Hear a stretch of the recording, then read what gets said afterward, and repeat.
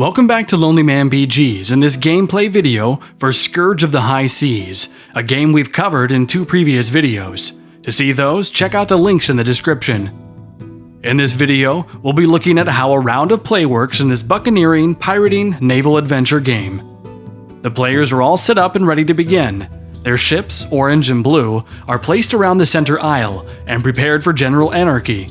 Note that for 2-player rules, a third automated player is usually set up as an additional adversary, which goes after the other players in turn order.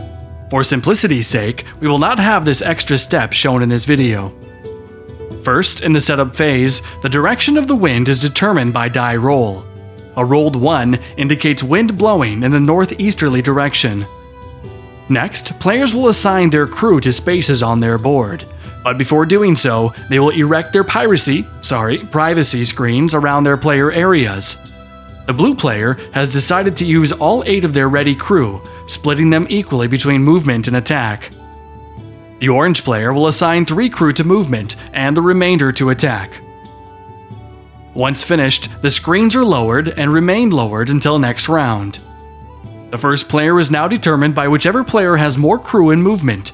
So the blue player will go first and take the first player marker.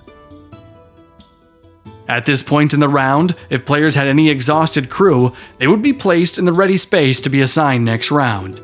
Since this is the first round, no crew have been exhausted for either player.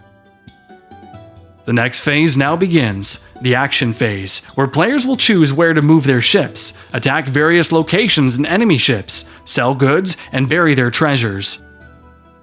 Each player will take 1 action and repeat until a player is out of crew members to act with. The blue player will go first and will start by moving. With 4 crew in movement, the ship can move up to 5 times as indicated on the player board. Blue player sees an easy port for the taking, one holding onto precious barrels of gunpowder, and he wishes to relieve them of this powerful cargo. Before moving, we must look at wind. If a player moves their ship with the wind, they can move 2 spaces for each point spent. But moving against the wind takes twice as many points, and other directions are neutral. The blue ship will move 1 space northeast, costing a single movement, and then 3 spaces southeast, taking the remainder of the movement points. Once used, the crew are returned to the ready space. Orange player will now take their first turn, simply moving 2 spaces northeast and 1 space north to the lovely rum yards of Volcanic Isle. This only costs 2 of the player's movement crew. Now at the island's port, the blue ship will attack.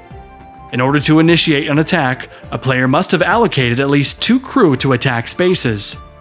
Blue player has 4 crew members in attack positions, and he chooses to use all 4, placing them in the combat bag. Since this is an island that is being attacked, 3 neutral defenders will also be placed in the bag. The bag is shaken, and then 3 tokens are randomly drawn.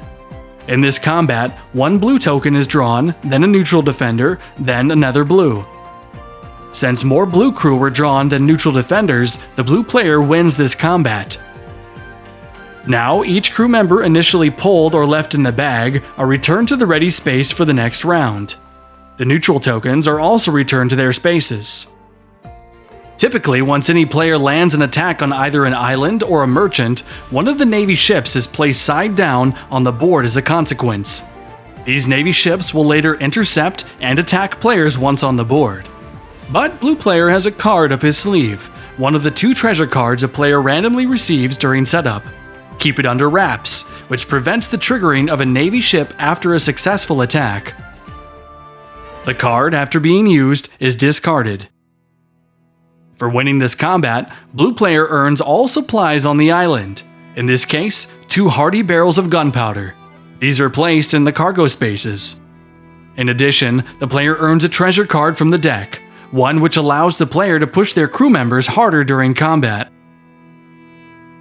Finally, 2 gold are added to the player's bounty space on the side board. Blue player now tops the most wanted list in these waters. Orange player will now perform likewise and attack an island, placing 5 crew members in the bag. One can never be too careful when it comes to pillaging for rum.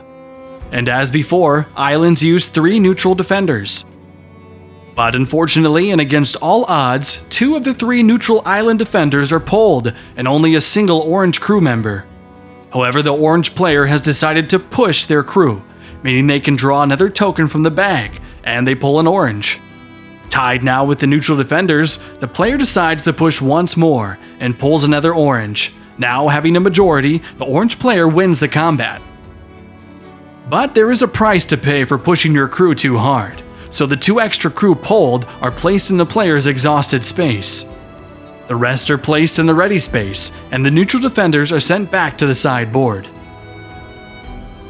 The first Navy ship will now be placed as consequence for an attack on an island. It is placed on its side for now, at the first counterclockwise crown location.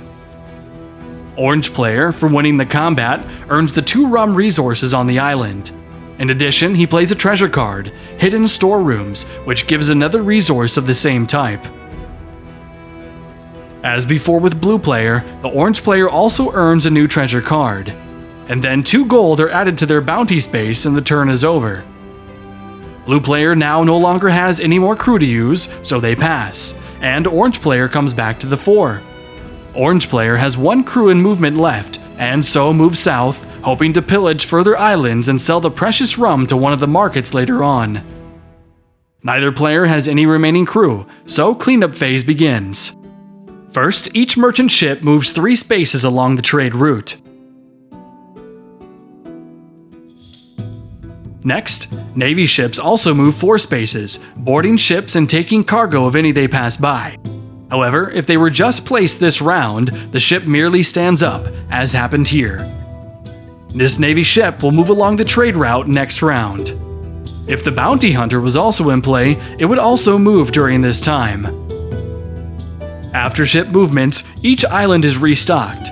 They each receive 1 resource of the type produced there. Crown Islands receive 1 coin. Finally, the round marker is advanced to round 2, and players are ready to begin the next round. Thanks for watching this gameplay video for Scourge of the High Seas. If you want to learn more about this game, check out the links in the description below.